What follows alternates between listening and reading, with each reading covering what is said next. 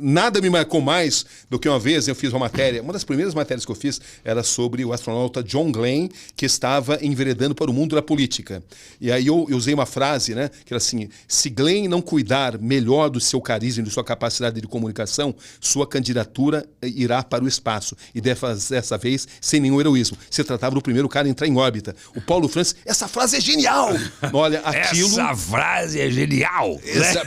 Bem assim. Exatamente assim que ele falou. Então aquilo me marcou muito, né? Você trabalhar com grandes mestres, é por isso que eu me sinto na obrigação de acolher e de ajudar os jovens profissionais, porque eu fui muito ajudado num determinado momento da minha vida por esse profissional que chamava Jaime Luiz, o Márcio Terros, antigos narradores, né? Duarte Yamanaca, da rádio lá em Piracicaba, que eu comecei, sim. Até no meu começo da Globo, por exemplo, eu me espelhei muito no Juarez Soares, que era um gênio da comunicação. O Juarez Soares do esporte? O Juarez Soares do esporte, com certeza. Depois eu me espelhei muito no Paulo Francis, me espelhei muito no Hélio Costa, no Lucas Mendes. O Hélio Costa é uma voz incrível. Ele era de rádio também? Você teve... Começou em rádio também. Começou em rádio. Minas Gerais. Ele vai de Nova York, Hélio Costa. Ele marcou toda uma época. Ele foi meu chefe no escritório da Globo em Nova York. Eu era criança na época do Hélio Costa. Eu já achava incrível a voz dele. Porque meu irmão chama Hélio, tem uma voz grave também. E toda vez que falava Hélio Costa, eu lembrava do meu irmão. E a maneira que ele fazia era muito rádio, né? Era uma colocação mais... Não era... Ele era mais durão como rádio. Ele fazia as grandes matérias do Fantástico, Sim. matérias que marcaram época. Sim. Na fase de implantação do Fantástico. Ele foi o grande repórter daquela época. E era interessante, no escritório da Globo tinha 2 profissionais totalmente antagônicos, mas brilhantes em suas maneiras de fazer, que era o Lucas Mendes, que era aquele texto irônico, curto e grosso, a fina ironia, e o Hélio Costa, que usava a voz que ele tinha, a entonação que ele sabia dar numa reportagem. Muito bem. E a premiação veio cedo? Você fez tudo muito cedo. O primeiro prêmio, você lembra? Veio muito cedo, não? O reconhecimento através de uma premiação? O primeiro prêmio que eu ganhei foi no ano em que eu descobri Paulo César Farias, que eu ganhei o troféu imprensa.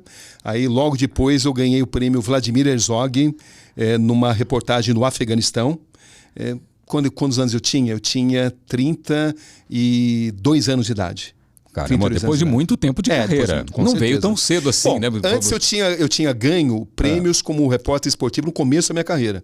Mas os prêmios que eu considero realmente significativos da minha carreira foram depois, a partir dos 30 anos. Aí você não parou mais de ganhar, né? Eu não parei mais Quantos troféus você tem do troféu imprensa? Tem um monte, né, Gabriel? Olha, eu tenho muitos. É claro que tem alguns que você valoriza mais, porque são aqueles que um jornalista almeja, que é o prêmio ESSO, que é o prêmio Comunique-se, o prêmio Vladimir Herzog, o prêmio Tim Lopes, o prêmio da PCA, da Associação Paulista dos Críticos de Arte, o próprio troféu imprensa também foi muito que era melhor o troféu imprensa? Era receber o prêmio ou estar do lado do Silvio e ouvir as palavras dele? Olha, é uma grande competição, hein? Porque isso marcou muito a minha vida. Ele é seu fã, né? Olha, todos nós somos fãs dele porque me marcou muito, né? Ao conversar com o Marcos Wilson. O Marcos Wilson fez a primeira grande biografia dele, né? E depois virou diretor do SBT. Por ter feito um bom trabalho. E eu perguntei para ele, o que marcou mais quando você teve o contato com o Silvio? Ele falou uma coisa impressionante. Ele perguntou assim, Silvio, qual é o seu segredo? O Silvio pensou e falou assim, olha, indiscutivelmente a minha voz, saber usar a minha voz. Eu sou a minha voz. Então isso tem a ver com o que a gente estava falando sobre rádio, né? Sobre essa parte lúdica da comunicação. Se você pegar o Silvio Santos no rádio, é o Silvio Santos na televisão, a mesma técnica que ele usava no rádio, sou muito ligado a tudo isso, né? Por que ele perdeu a voz, por que ele usou a voz errada durante muito tempo, porque ele usava a voz errada, pela posição do microfone, distância, para ter retorno, a postura dele, ele falava com a voz da garganta, ele foi machucando as cordas vocais. Hoje ele mudou muito a maneira de falar, ele fala corretamente, para cima, aprendeu a fazer não da maneira correta. Mas eu sou muito ligado a tudo isso. E realmente o Silvio Santos é a voz dele. A maneira que ele se comunicava no rádio é igualzinho na televisão, ele não mudou nada.